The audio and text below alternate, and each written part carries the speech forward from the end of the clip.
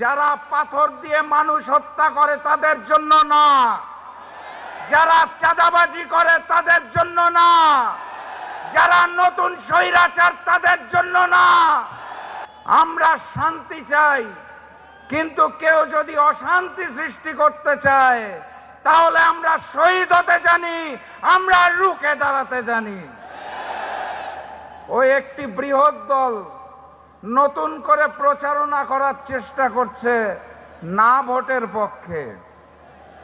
আপনারা তাদেরকে জানিয়ে দিবেন, যারা পাথর দিয়ে মানুষ হত্যা করে তাদের জন্য না, যারা চাঁদাবাজি করে তাদের জন্য না, যারা নতুন স্বৈরাচার তাদের জন্য না।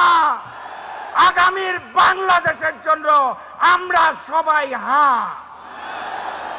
অতএব গণভোটে হাঁকে জয়যুক্ত করতে হবে। সম্মানিত সাথী এবং বন্ধুগণ, আমি অত্যন্ত সৌভাগ্যবান।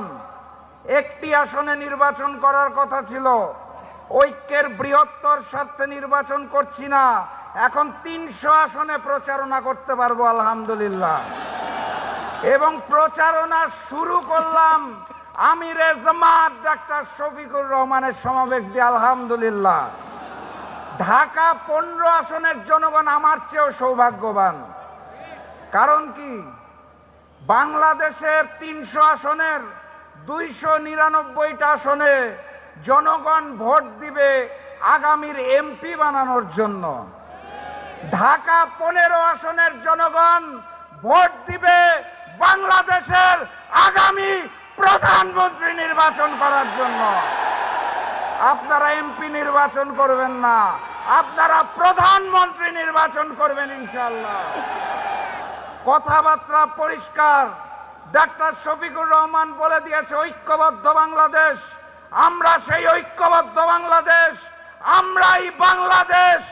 বাম বিএনপি বনাম ঐক্যবদ্ধ বাংলাদেশ। আমরা আগামীর বাংলাদেশে ওই নতুন স্বৈরাচার আর ফ্যাসিজম চাই না। আমরা আগামীর বাংলাদেশে ভারতীয় আধিপত্যবাদ চাই না। অতএব বাম বিএনপিকে না বলুন, গণভোটে হ্যাঁ বলুন, 10 দলের প্রতীকে হ্যাঁ বলুন। আবারও দেখা হবে, আবারও কথা হবে ইনশাআল্লাহ। সারা দেশ সফর করব এবং সবাই মিলে ইনশাআল্লাহ আগামীর বাংলাদেশ গড়ে তুলব। বিজয়ের পথে যাত্রা শুরু, জীবন অথবা মৃত্যু। আসসালামু আলাইকুম।